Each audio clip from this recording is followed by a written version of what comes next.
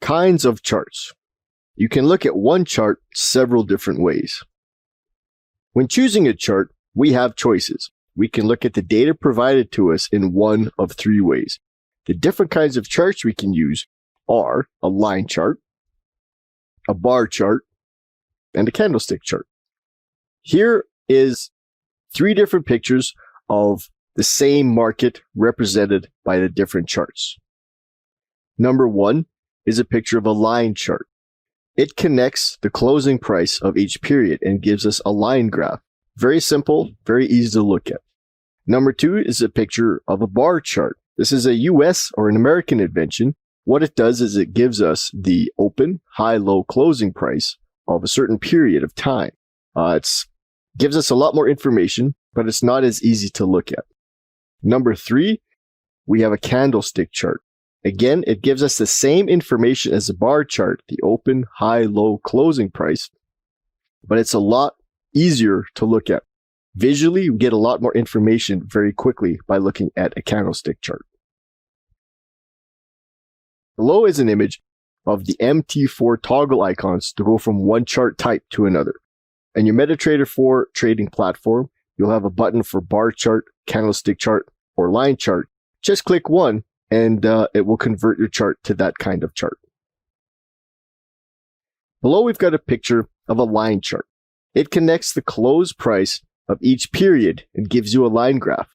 Unfortunately, it leaves a lot of information out.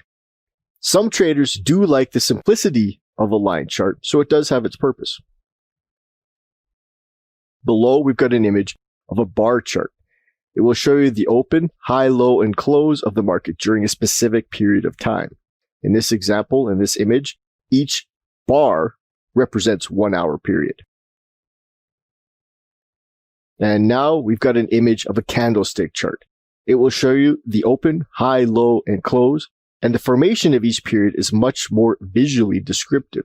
We're going to get a lot more information out of a candlestick chart a lot quicker at a glance. Candlestick charts are used by almost every trader these days. A candlestick chart shows us where the open, high, low, and close of each period is. In the example, each candle represents 1 hour of time. The box on the candle shows us the open and close, and the thinner tails at the top and the bottom of the box tells us how high and low the price moved during that hour.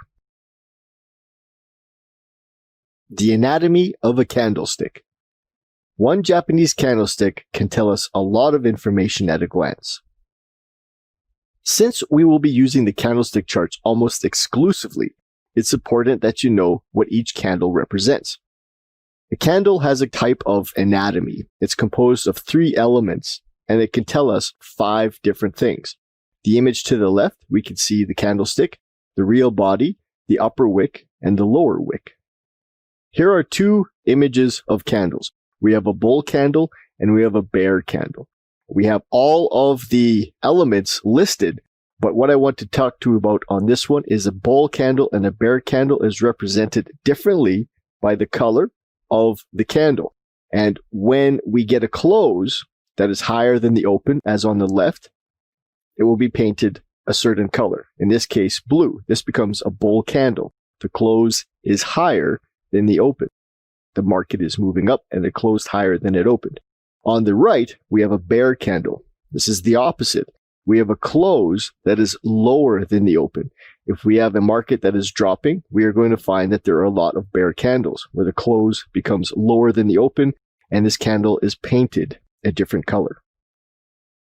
A candlestick is composed of these 3 components: an upper wick, a real body, and a lower wick.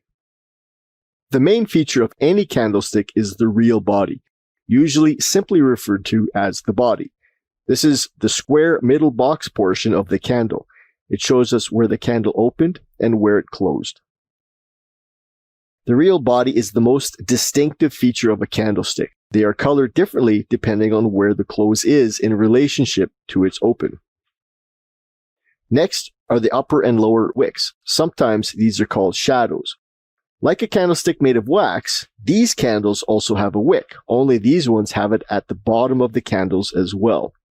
They show us how high and how low the price has traveled during the formation of the candle. A candlestick tells us 5 pieces of information: where the open is, where the high is, where the low is, and where the close is. And by the color of the candlestick itself, can tell us whether or not it's a bull candle or a bear candle. From the 3 components, the real body, the upper and lower wicks, we can determine the open made by the real body, the high made by the upper wick, the low from the lower wick, the close made by the real body, and whether or not it's a bull or bear candle by the color that it paints. Japanese candlesticks are very descriptive, and they're very easy to look at a quick glance. Time frames. Candles are formed over a certain period of time, and we can choose what period of time this is. A candle can be produced in its entirety over a period of 1 minute, 1 month, and anything in between. On a daily time frame chart, each candle takes a day to form. At the beginning of the day, the candle opens, and then over the course of the day, the candle makes its high and low. At the end of the day, the candle closes.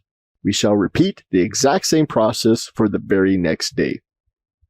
I use MetaTrader 4, MT4, and the time frames available to us on the MT4 platform are going to be the 1 minute, the 5 minute, the 15 minute, the 30 minute, the 1 hour, the 4 hour, the daily, the weekly, and the monthly time frames. These 3 charts are all of the same Euro USD, but they're all different time frames. Chart number 1 on the left is a 15-minute time frame.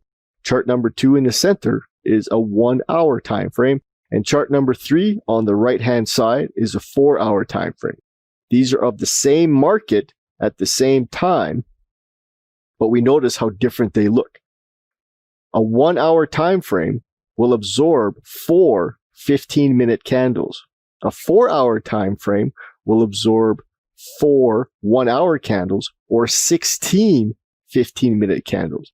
So the reflection is going to be very different from time frame to time frame. I have drawn an arrow from the high and low points on the 15-minute time frame and related it to its corresponding highs and lows on the 1 hour and on the 4 hour time frames. Although it's a significant high and low on the 15-minute time frame, it becomes less significant on the 1 hour and is hardly even a noticeable bump on the 4 hour time frame. Like I mentioned earlier, the 4 hour time frame will absorb 16 15-minute candles. A higher time frame. A higher time frame is a time frame that is larger, meaning it takes more time to create a candle. This is also known as a bigger or a longer time frame. A 1 hour time frame is a higher time frame than the 15-minute time frame. Some examples of a higher time frame: a 4 hour is higher than a 1 hour or a 30-minute or a 15-minute. A 1 hour is higher than a 30-minute or a 15-minute. The 30-minute is higher than a 15, 5, or 1 minute. The 15-minute is higher than a 5 or 1 minute. And finally, the 5-minute is higher than a 1 minute time frame. An average candle on a higher time frame is bigger than on a smaller time frame. If an average 1 hour candle is 25 pips tall or 25 pips in length, the average on a 15-minute chart will be more like 15 pips. There are fewer trades to be made on a higher time frame because it takes longer to form each candle. Lower time frame. A lower time frame is a time frame that takes less time or a shorter amount of time for each candle to complete. This is also known as a smaller or shorter time frame. Some examples of a lower time frame would be the 30-minute is lower than the 1 hour or the 4 hour. The 1 hour is a lower time frame than the 4 hour or the daily. The 4 hour is a lower time frame than the daily charts. The daily time frame is lower than the weekly or the monthly. And of course, the weekly is lower than the monthly. An average candle on a lower time frame is smaller than on a higher time frame. It is smaller in length. If the average 15-minute candle is 15 pips, A 1 hour candle would be more like 25 pips. There are more trades to be made on the lower time frame because more candles can be produced in the same amount of time. We must choose an appropriate trading time frame to match our trading preferences. A smaller time frame will give us more opportunities, but we have to be present for a longer period of time, while a bigger time frame will give us fewer trades, but takes less time to evaluate. We don't need to be present quite as often because we have more time in between each candle. Trading sessions. The trading day can be broken down into 3 major sessions. To determine the better times of day to trade, we must know what countries are doing business. In a global economy, different countries operate during their own business hours. Some of these countries' hours of business overlap, and there is a lot of market activity, while other times, business is very slow. There are 3 major trading sessions, and they are named after the major financial city center of their area. So we have the Tokyo session, otherwise known as the Asian session. We have the London session, or the Great Britain, and most of Europe will be trading during this time.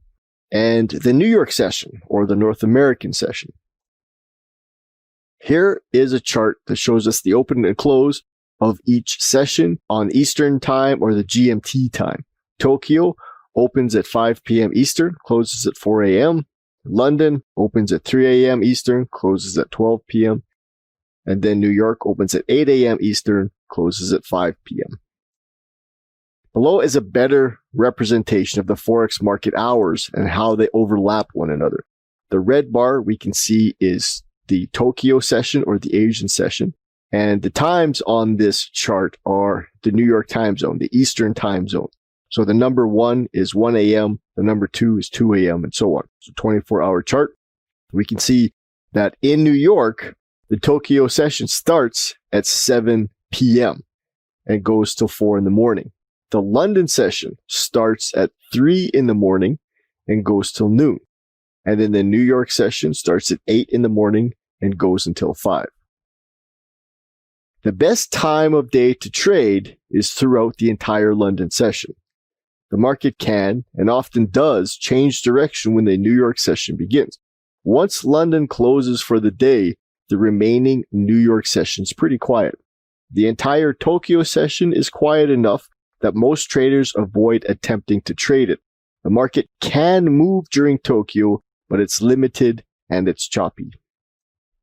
The trading sessions will impact your trading the smaller the time frame you choose to trade. The 4-hour and the daily time frames aren't affected like the 5-minute or the 15-minute time frame. You're going to want to choose the time of day that you trade if you're going to be trading a smaller time frame. If you're trading the 5-minute or the 15-minute charts, you want to be very selective about the time of day that you're trading. If you're trading the 4-hour or the daily charts, you can take a trade pretty much anytime you get a signal. Peaks and valleys.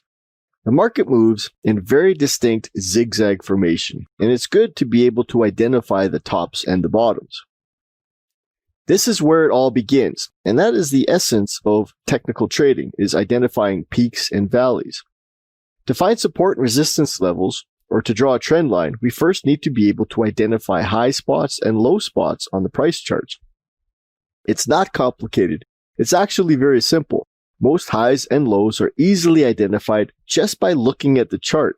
These are the major peaks and the major valleys, but along the way, there are going to be minor peaks and minor valleys formed as well. On this chart, you can see the obvious highs and lows. These are the turning points where the market either hits a ceiling or a floor and is turned around. Just by visual inspection, we can quickly see where the market gets to the bottom and then turns up, and then gets to a top and then turns down. These are the major highs and lows. Now this chart is of the same market snapshot, but this time we're looking at the less obvious highs and lows. The market will zigzag its way, forming these not so obvious peaks and valleys as they make their way to the more major highs and the major lows. The technical peak is a high on the chart with 2 candles before and 2 candles after that had lower highs. So if we're looking at the chart, the highs that are identified by the arrows have a candle that forms a high, and then the 2 candles previous to it and the 2 candles after it could not form a high that was equal to or greater than that center candle. This makes that candle a technical high. A technical valley or a technical low is a low where the 2 candles before and the 2 candles after could not achieve the same or lower low. Again, we're looking at the chart where the arrows are pointing to the different lows. We find that there is a candle that has the previous 2 candles and then 2 candles after it could not achieve the same kind of low. This makes a technical low spot. That center candle becomes the low. We have 2 previous and 2 after candles that could not do the same thing. So technically, we have a low. These are not so obvious at times, which is why they're called minor highs and minor lows.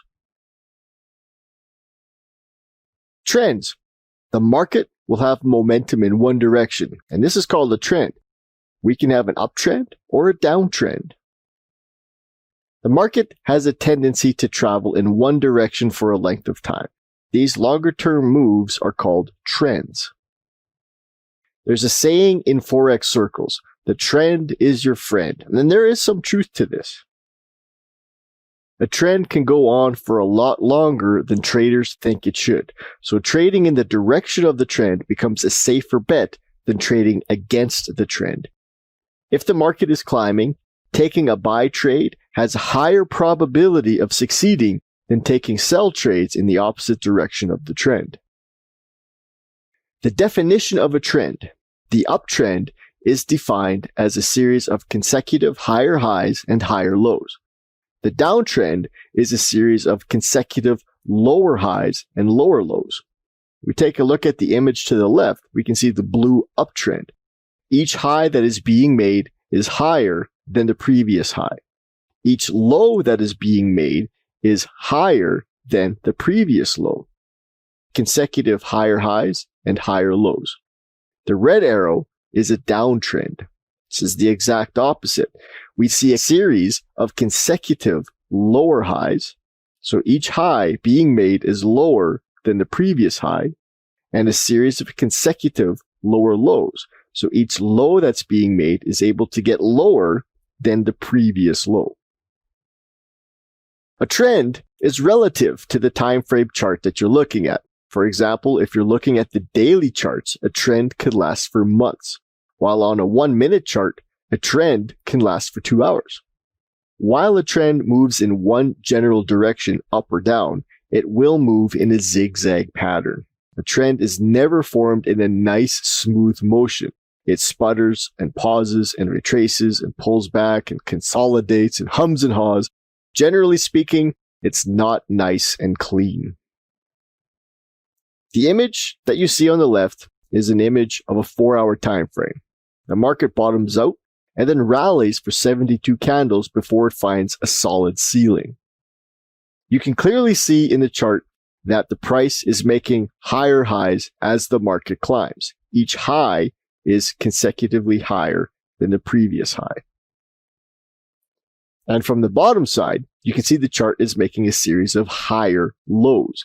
Each new zag down is higher than the one it made previously. Trends are broken down into long-term, medium-term, and short-term trends, and these are based on the highest time frame that you're looking at. For example, if you're looking at only the 1-hour charts, you would have the main trend or long-term trend present in front of you. Inside that main trend, you will find a secondary trend or a medium-term trend in the opposite direction. It will be a pullback within the main trend. Now, inside that medium-term trend, you'll have a tertiary trend or a short-term trend that will go with the main trend. This is the 1-hour time frame, and we can see that price rises from the lower left to the upper right. Now, this is the long-term trend, and in this case, it's up. Now this is the same time frame, and we see a medium-term trend forming in the middle of the long-term trend. The medium-term trend will be in the opposite direction of the long-term trend. The long-term trend in this example is up. The medium-term trend will be down. And finally, the short-term trend. This is a mini correction in the medium-term trend, and this is in the same direction as the long-term trend. The main trend is the trend direction that carries the most weight. When we're looking at several time frames, the highest time frame will show you the predominant trend direction. If you want to trade the 15-minute time frame, it's always a good idea to see what that longer-term time frame is doing. A setup for a short trade may not turn out too well if the next higher time frame is moving in the opposite direction.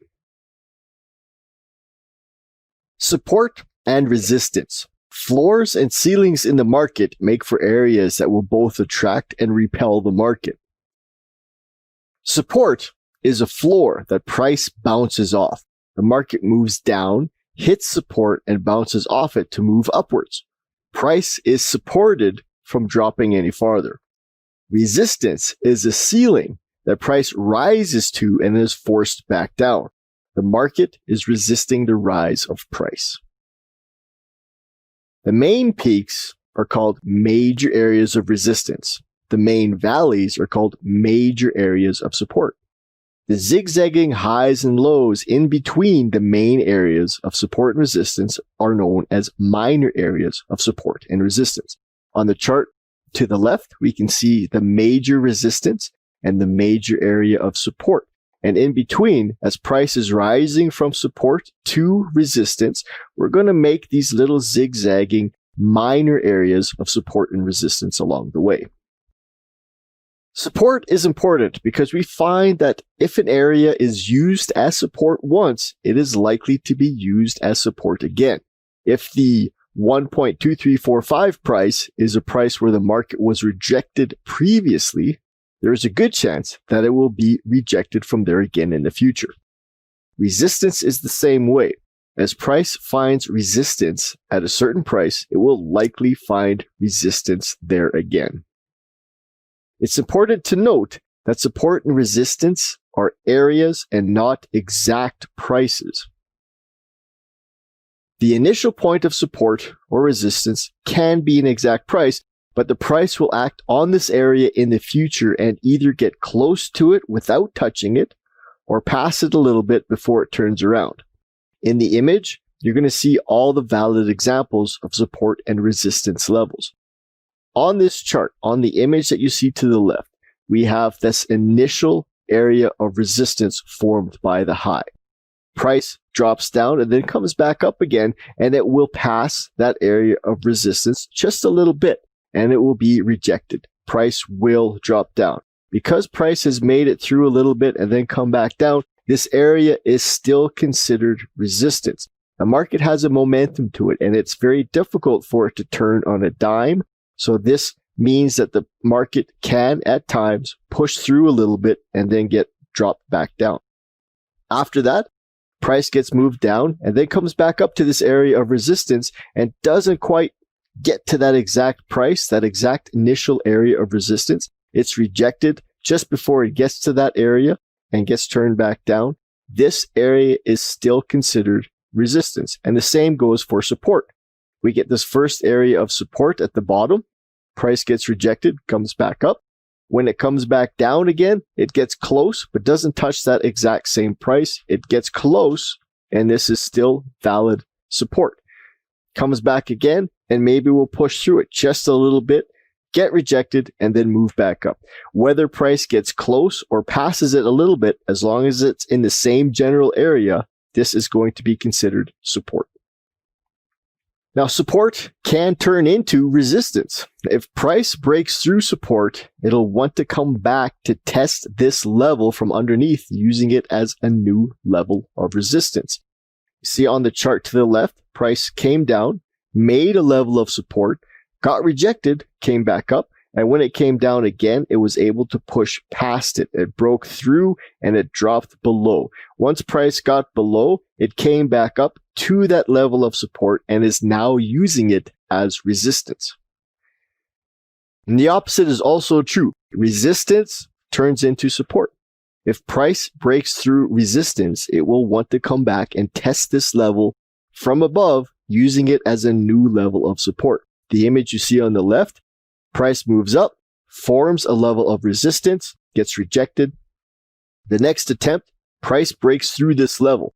Once it breaks through and is above this level, price will want to come back from above and test that level now as support. Once it gets to that level, it will be rejected and price will move back up.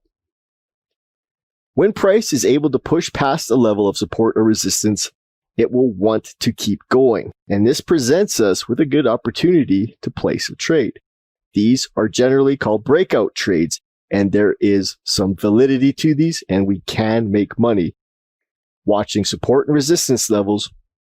Price bouncing off of the levels, they can be profitable. Price breaking through these levels also can be profitable. Trend lines. Support and resistance levels at an angle. Support and resistance levels can also be seen on an angle. As the market moves up or down, it will still obey areas of support and resistance. Trend lines, they're easy to find and they happen all the time. To find a trend line, you connect either a higher low or a lower high to create a projected line. From there, price will either bounce off the trend line or break through. If price breaks through, it'll want to keep moving in the direction it broke through. In a rising market, you will draw a trend line, or you'll draw a line under the price connecting a higher low. The price will bounce off a climbing floor as support. This will be a rising or bullish trend line. In this example, price is bouncing off the trend line. If price breaks through the trend line, it will want to keep on moving in the direction it broke through. In the case of an upward trend line, price will break through and go down. This is an image of what it would look like when price breaks down through an upward trend line. Of course, everything said about an upward trend line applies to a downward trend line. As price falls, you would be looking to connect the consecutively lower peaks, drawing a trend line sloping downwards across the tops. Once you have your downward trend line, you'll be looking to either sell when price bounces off the trend line or buy when price breaks through the trend line and goes up. Trend lines are a very powerful tool, and I use them all the time. Pullbacks. Every trend will be littered with small, temporary changes in the trend direction, and we can use these pullbacks to our advantage. A pullback is also called a retracement, or is called a correction, and this is a small move in the opposite direction of a trend. The market must be in a trend for a pullback to actually be considered a pullback. As the market is in a prevailing uptrend, the market will climb from the bottom left of your chart to the upper right of your chart.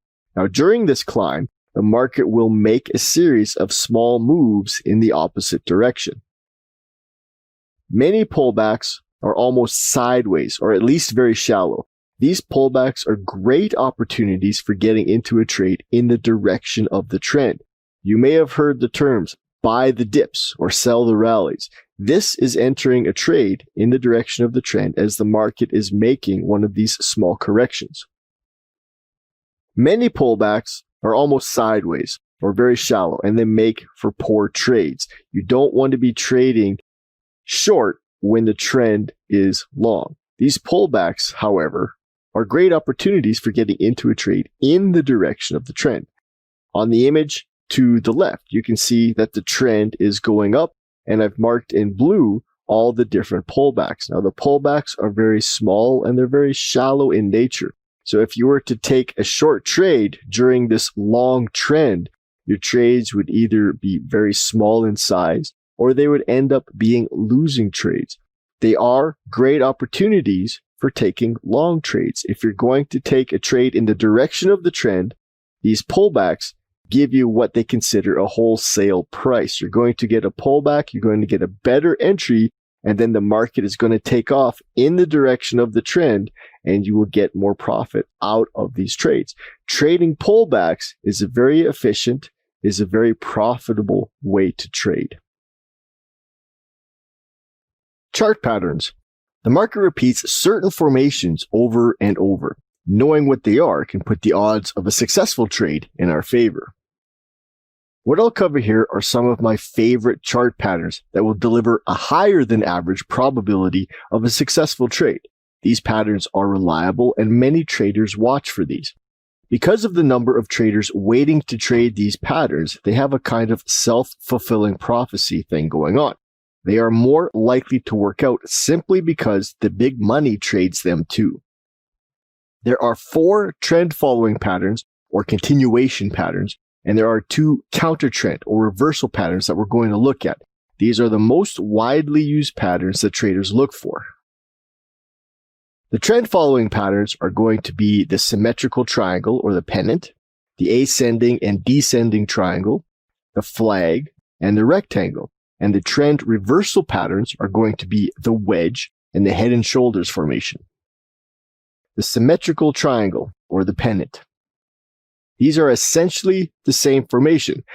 As the market is pausing, you will find price retracting into a narrower and narrower configuration. The market squeezes itself from both the top and the bottom. The symmetrical triangle and the pennant show up just before the market takes off in its original trend direction. This is a symmetrical triangle or pennant formation on an actual live chart. On the left, we see the bullish pennant as price rises and then gets constricted into a triangle formation and then breaks out in the direction of the original trend upwards. On the right, we see the same thing going down. The market moves downwards first and then it pauses. And as it pauses and moves sideways, it gets restricted tighter and tighter and then finally breaks down into the original trend direction. The ascending and descending triangle. This continuation pattern is similar to the symmetrical triangle, but in the case of the ascending or descending triangle, the leading edge of the triangle is a flat line, a horizontal line of support or resistance. Price will usually break through the horizontal edge in the direction of the previous trend. Again, we're looking at live examples of both an ascending and descending triangle formation on real charts. On the left, we have an ascending triangle. The top edge is flat, and as we are approaching this edge, market has a difficult time breaking through it, but the bottom of the market is getting higher and higher. Finally, price breaks through this flat, horizontal level of resistance and continues upwards.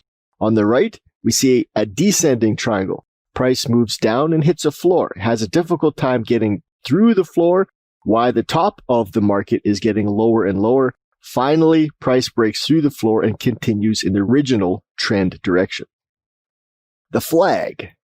A flag pattern is a pause in the market. It starts off generally with a large, quick move, forming a fairly steep pole. Next comes the flag formation itself as it gently moves up and down slightly against the initial move. To be a true flag, the formation takes place between 2 equally separated lines, a small support and resistance channel. Again, we're going to look at some live examples. This on the left is a bullish flag. The market moves up fairly steeply, and then it starts to move sideways with a very slight down trend. Once it breaks above, it will continue to move in the original trend direction. On the right, we see a bearish flag. The market moves down very strongly and then kind of consolidates as it moves sideways and slightly upwards. Once the consolidation is over, price will break down through the bottom of the channel and then continue in that original trend direction. A rectangle. As price slows down after a bigger move, it will want to drift sideways for a while. This drifting will have price floating up and down within a range. It can be very narrow, as in a consolidated market, or a little wider where there's actual price movement inside of it. We're looking at a couple of instances of rectangles on a chart. Price moves up on the left. We have a move up and then a consolidated state where the market just bounces up and down for a little while as it moves sideways. This movement up and down is confined between a horizontal level of support and resistance. Price does break through the top and continue on the way of the original trend. On the right, we have a bearish rectangle. Price moves down fairly steeply and then starts to move sideways. As it moves sideways, it is confined within support and resistance level and eventually does break down into the direction of the trend. The wedge. This is a reversal pattern. Price must be trending in one direction to begin with. The leading edge will start to flatten out while the trailing edge will continue to move in the direction of the trend. This will result in a squeezing of the price in the direction of the trend. Price will then change direction and break out in the opposite direction. A couple of examples are as follows. On the left, we see a bullish wedge. Price is dropping. The bottom edge of the wedge starts to get flat. It's almost horizontal. It's not quite. It does make lower lows, but each lower low is very subtle, while the top is still making significant lower highs. Eventually, what's going to happen is price breaks out in the opposite direction. The trend starts down in this case, and then it will break to the upside. On the right-hand side, we see a chart of a bearish wedge. The market is moving up, and then as it hits a high, struggles to make higher highs. It does, but just barely. The bottom side of the formation continues to make higher lows without much effort.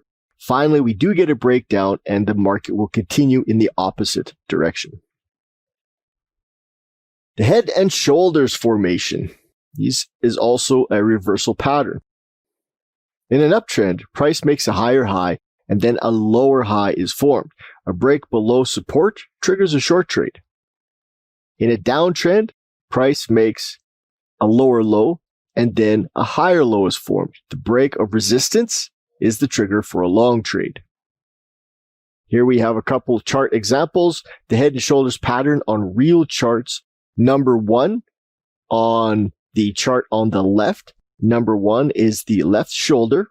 Number 2 is the head. Number 3 is the right shoulder. This is called the inverted head and shoulders because it's upside down. 1, left shoulder. 2 is the head. 3 is the right shoulder. This is when number 3 makes a higher low than the head. We have the beginnings of a trend reversal. Price breaks above this level of resistance and the trend changes direction. On the chart on the right-hand side, we have a standard head and shoulders formation. Price makes a higher high from 1 and 2, 1 being the left shoulder, 2 being the head, and then 3 being the right shoulder, fails to make a higher high. This becomes a lower high. This is the beginnings of the change in trend direction. As we draw a level of support, price breaks below this level of support and then continues in the opposite direction. Initially, with the head and shoulders formation, the price is moving up, and then it changes the direction of the trend, and then price breaks down. Candlestick formations. Each candlestick tells a story. When you get a few together, you can get an idea of the potential upcoming market direction.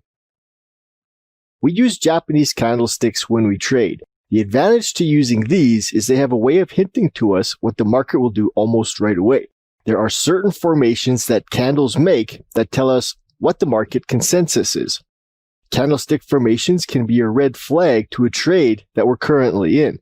Often we might get a reversal formation halfway to our target, and this is an instance when you'd consider closing the trade early and keeping your hard-earned profits. So first, we're going to take a look at an engulfing candle. This is a 2-candle formation, and it will appear at the top or the bottom of a large market movement. There is a small body candle followed by a big body candle of the opposite color. The larger candle's body will be larger than the body of the previous candle.